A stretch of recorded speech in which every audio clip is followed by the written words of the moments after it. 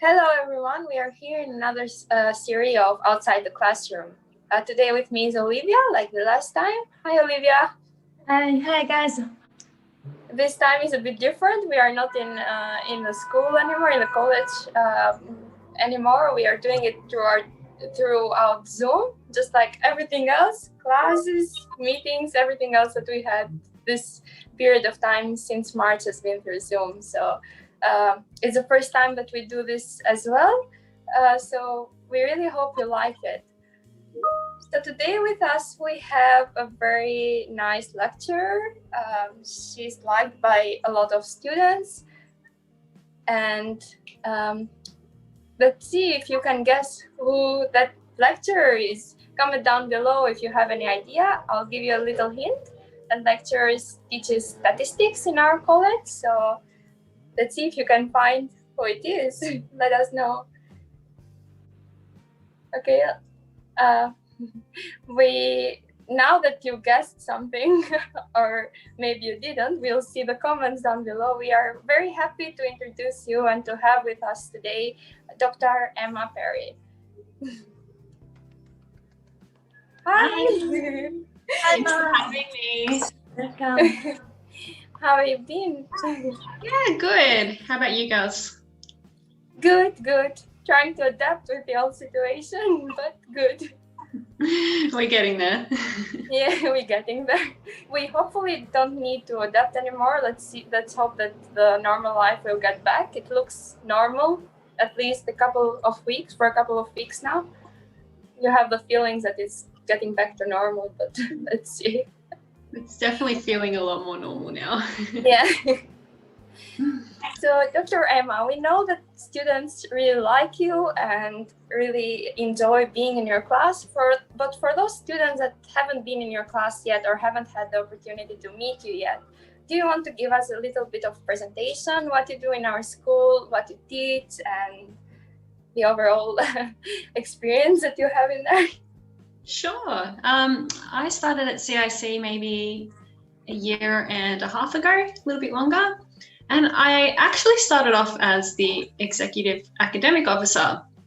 But I do have a bit of a statistics background. So I was asked then, well, can you help Uma out with teaching business statistics? And I was like, yeah, sure. I've taught before and I really like it. So yeah, and that was it. So I teach business statistics at the college and I really enjoy it. I had the chance to have you in one of my classes. You're replacing humor, and you're very good. I really like the way you explain things. So I had the chance to have you, but it was just one time. Yeah, I remember that. Good. But I'm sure that students that have had you as a teacher in their classes have had a great experience. I'm sure about it, because just by that one time, I could tell that you were very good at what you do. So now let's go back a bit in time when you were students, and can you tell us a bit like how was student life for you? How was studying? Did you like studying? Did you not like studying? How did it go? Oh, I had a really funny relationship with studying. I think throughout high school, I was generally quite a good student. Then when I started tertiary or higher education, it was so different to high school that I didn't quite know how to adapt. And I think with higher education, it's a lot more, the onus is on you. You've got to motivate yourself, do the work. You don't have a teacher over your shoulder telling you what to do and how to study. So I think that was a big challenge for me. And apart from that, the kind of social side of study as well, I got really distracted by. But then after a year and a half, or when I was in my second year, I started to really understand what I was meant to be doing, how I best studied, how I best performed. And that really helped to, I guess, to know what worked best for me. And after that, I think in my second and third year, I started to do actually really well, which was good. Yeah, that sounds right. So what you're saying is that everyone has a different method to study. So until you found that what worked for you. You've struggled a bit. It seems a lot like a student life. Yeah. It's exactly what exactly what you're describing. Exactly. That's why I can really relate to you guys, because I understand 100% what it's like. And I understand you've got different priorities as well, not just study, you've got to work and do everything else as well. So yeah, I totally get it. And talking about priorities, when you were a student, did you have dreams and inspiration? Of course you did, but has the dreams and inspiration changed from that time to now, or are you still pursuing your dreams and inspiration since you were a student and achieving? All the time. I had no idea what I wanted to do growing up. I think I had so many different ideas in my head throughout the years. I know becoming a teacher was on my radar for a little bit. And I even did some work experience in high school at a primary school, which I really enjoyed. But what I wanted to do, it kept changing. Like, I think I wanted to be a doctor, a business owner, a personal trainer even. I don't know. I wanted to do so many different things. And it wasn't until I actually finished my degree. I just did a degree based on what I thought I was good at and what I enjoyed. And then when I went into the workforce, then I really started to have an idea of where I wanted to go. And I just kind of took the opportunities as they came. And then I just kind of fell into something that I really loved doing. And yeah, I'm happy it worked out that way. Wow. Yeah, there is. Thank you, Emma. Yeah. So Emma, when you talk about opportunity, I feel exciting because I know you teach us for statistic subject. Yeah. So I just think of like maybe statistic, because in the statistic you teach us one important term is about probability. So I just thinking of probability with connect with the opportunity. So how do you think maybe this project can connect with the reality to think of some predict the future or make some choice? Because that also is some opportunities. Yeah, for sure.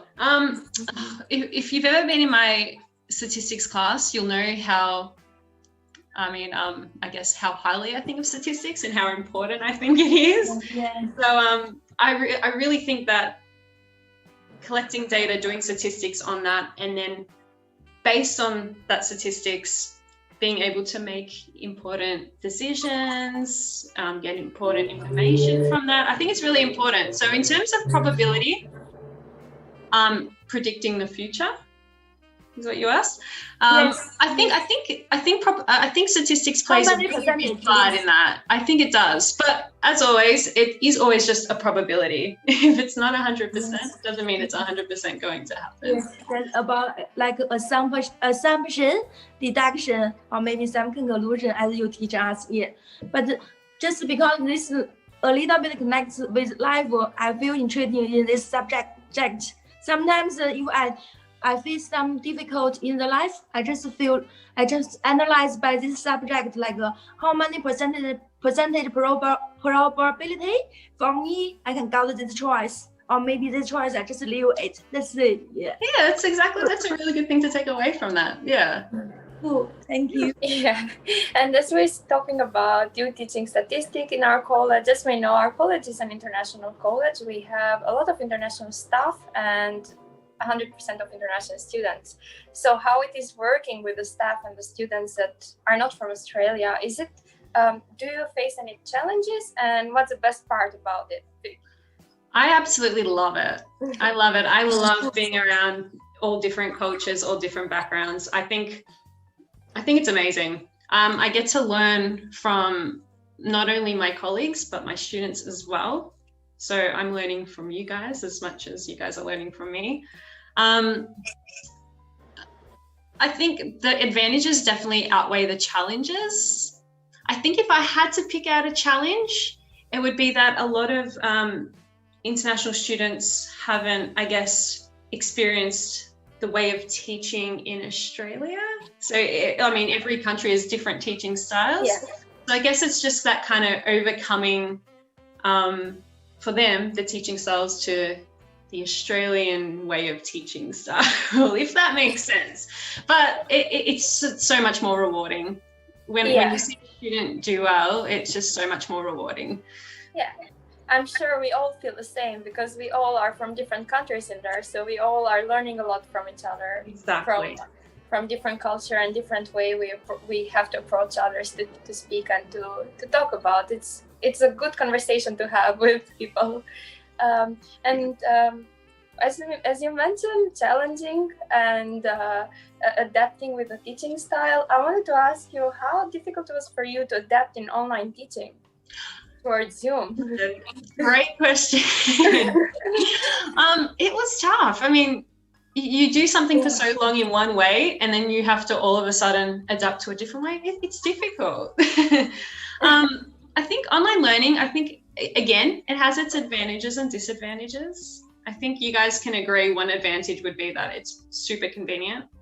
You guys don't have to commute. I don't have to commute. But I think it's allowed us to kind of develop new skills as well. So new computer skills, a new way of communicating and working and motivating yourself. But I think one of the major disadvantages was not having that like face-to-face social interaction.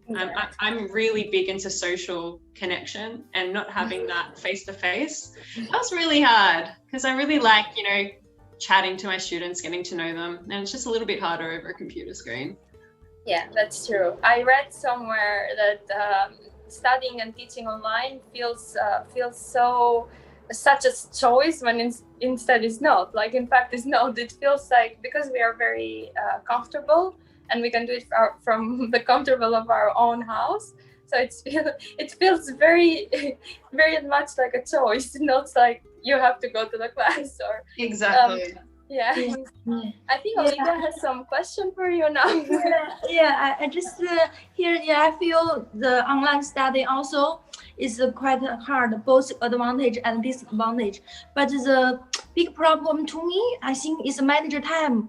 No matter it's online or is in face-to-face, one teacher teach me something, but maybe give some task or assignment, or maybe some study plan, but I feel it's hard to manage time. Yeah, I just wanna get some advice from Emma and how to manage time when we are studying, especially in the overseas time, because we also need to do a little bit job, because we wanna in future that the graduate day we are not only got that certificate paper, but also wanna got some experience. Yeah, all of things need to time controlling, but that's so hard, especially in this coronavirus time. Yeah, some friend told me the online study time can easily manage, but please can you give us some advice? Thank you. Yeah, that's a great point you make. Definitely, it is a challenge to, I guess, manage your time, especially in this new kind of online space. I think a big thing for me was just setting goals, but setting a goal every day. So every day I write out a to-do list of all the things that I need to have done by the end of the day. And I will make sure all those things are ticked off. So I think that's a big thing for me, is just setting goals, what you want to achieve every day, and making sure that you actually go out of your way to achieve it. But take breaks in between as well and do whatever else you have to do. You can't just burn yourself out just ticking goals all day. So yeah, definitely also balancing your time as well. Yeah, that's great. That's great advice. It's very good. It helps me too to get up off the bed sometimes. If I had the goal set, let it be just to do my laundry, for example. Exactly. Yeah. Write it on the list. Yeah, write it on a list, and you feel so good when you tick it off. Exactly. Yeah. It's a good habit to get into. Yeah. But let's leave a bit of the teaching and school stuff behind of us, because as we know, we are very close to summer break. I wanted to ask you, it's your plan to take a break from school, or you be there on summer term as well? Or if not, what's your plan to kind of enjoy life post-COVID now? I am definitely looking forward to taking a break. I think everyone. Yeah, I could imagine, especially you guys. I bet you're waiting to take a break as well. I I'm looking forward to Christmas, New Year's time, because it's a time where I can really try to catch up with all my friends and family. And also, I'm hoping to spend a bit of time at the beach. Wow. Yeah. I love to spend time by the beach. So That's a good plan. I'm hoping to do a bit of that. I be very carefully because recently the weather reported it will come to like up to 49 degrees one day. Yeah, I heard that. yes. That's And the crazy. report, yeah, that's correct. The report called it the devil of summer. But after coronavirus, even the devil of summer come, I think everyone wanna go outside to chill, to enjoy the sun, to burning sun even. Yeah. Maybe I'll just go to the beach if it's a bit cooler than 49 degrees. No, if it's 49 degrees, 39. Yeah, that's nice. we should all stay inside. Yeah. It's like the fridge better. I think Olivia has some very interesting question about your hobbies and please, Olivia. Yeah.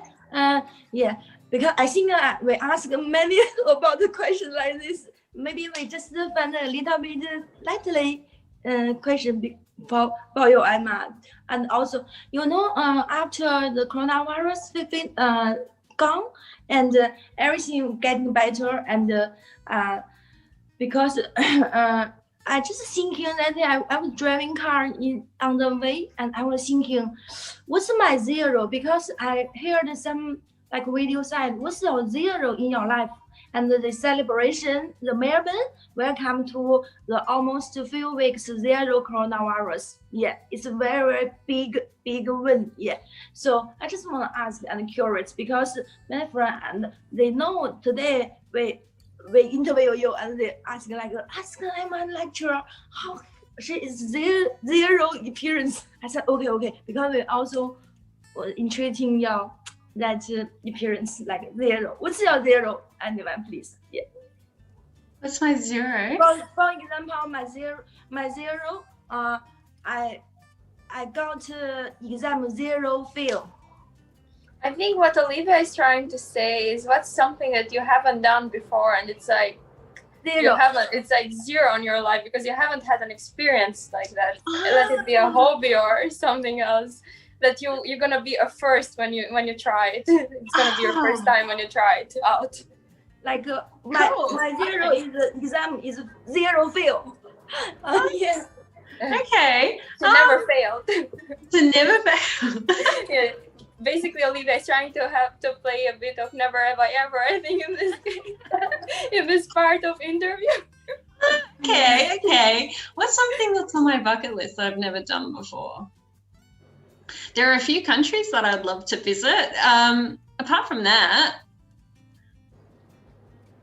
I really want to go skydiving. I'm too chicken to do it. I'm too scared to do it, but I feel like that would be something that would be really cool to say that I've done. So cool. If I ever get up the courage to do it. Yeah. If you ever do, just let me know because I'm finding for that courage. I'm trying to find that courage too to do it. Yeah, we'll I'm very afraid of heights. Same. Yeah. But I think it'd be really cool, I think. Yeah, it will. I've heard people that say so is their best experience of their life. So I'm looking forward to try it, but yeah, I'm afraid to. When I say that, my heart skips a bit. Even the thoughts of it. I feel you. Also, Emma, so you plan to traveling somewhere during the Christmas stay, right? But can you hear me? Yeah, you plan to travel somewhere during the Christmas stay, right? Oh, I love traveling. I'm always planning somewhere to travel. Wow. Unfortunately, maybe international travel's off the cards for a little bit, which is a little devastating. But yeah, I'd love to maybe travel more around Australia, maybe next year. I don't know, until the international borders open again. Yeah, If you're looking for... I just think of because we wanna also travel a little bit, but if that place even not before we even did go been there, like zero experience. So how do we prepare for it? Could you give some advice, please? Because we are overseas student, I think maybe a little bit different from the, yeah. So places to go and visit? Yeah. Where could I suggest? In Australia? Yes, please. Yeah. If If you're this looking, year also have some new classmates. They also intriguing me. I said, I don't know. If I have chance, I will ask for you. yeah. If you're looking for somewhere in Victoria, I love the Mornington Peninsula. Yeah. That is a very beautiful spot. Phillip Island is also really cool. If you're looking for interstate, I love the Northern Territory. It's hot. It's really warm, but yeah, I just found that so fascinating. Yeah. Sydney, everyone's like, oh, Sydney's boring. No, I think Sydney's beautiful. There's so many beautiful places that you could travel within Australia. And especially in Victoria, there are a lot of good spots. Oh, that's amazing. I agree, yeah. Yeah. It's beautiful. Well, I don't know if you have any other question, Olivia, Yes. that you want to ask? I think maybe that's is because if I want to ask, I can ask the whole day. But I'm not sure. Yeah, that's true. We can have this Zoom meeting forever and ever. Yeah. I just want the last question, please. So after Christmas Day, 2020 will go, and 2021 will come. Yeah. So during this year, too many things happen, both outside environment and inside. Each our person feel a little bit stress also. Yeah. What's the wishes for? What's the word you wanted to say to this lonely and brave this lonely and brave Melbourne? Because I think as an overseas student, I feel Melbourne is amazing. It's a fight with all of virus, and when like this, we feel as a student and the CIC overseas student, we proud of it. So this one, I wanna you wish something if you could be, please. And also, for for me and Arjen and other classmates, what I want you wish us something, please. Yeah. Yeah, like an overall advice or word of advice for everyone that is watching these videos, and that would be very great if you have something to say to all of us. Oh, of course. I think first of all, with the Melbourne beating coronavirus, I think it just shows how strong we can all be. We've got it in us to achieve whatever we want to achieve, because they said 28 days of no coronavirus cases, that was impossible, people were saying, and look, we've done it. So I think that just really says that if you put your mind to something, you can achieve it. It's mind over matter a lot of the times. And to all the CIC students, I just wish that you always put your 100% into everything you do. And I guess that's the most you can do. If you fail, at least you can turn around and say, well, look, at least I gave it my 100%. I gave it my best go. And if you fail, then you get up again and you try again. Yeah. It's that failing that helps you grow. Wow. That's very beautiful. Very, very beautiful. Thank you. Much appreciated that you took your time today to be with us and to let us know a bit more about you and what a wonderful person you are. Not only a wonderful teacher, but a beautiful person as well. So thank you so much for your time. Oh, thank you. Thank you for having me. No worries. It was our pleasure. And we hope to see you soon in another series, maybe. Why not? Yeah, of course. And I hope to see you soon face to face, hopefully. Yeah, that too. Of course, that too. We are all looking forward to get back to college, I think. I think so. Yeah. Okay, thank you so much, guys. That's it from me, Olivia, and Dr. Emma today. I really hope you enjoyed this series, and we'll continue to have more lectures and get to know them better than we know them in classrooms or around school. I wish you all the best and hope to see you all soon, face to face, as Dr. Emma said. Thank you. Thanks, Olivia. Thanks, Dr. Emma. Bye. Bye. Take care.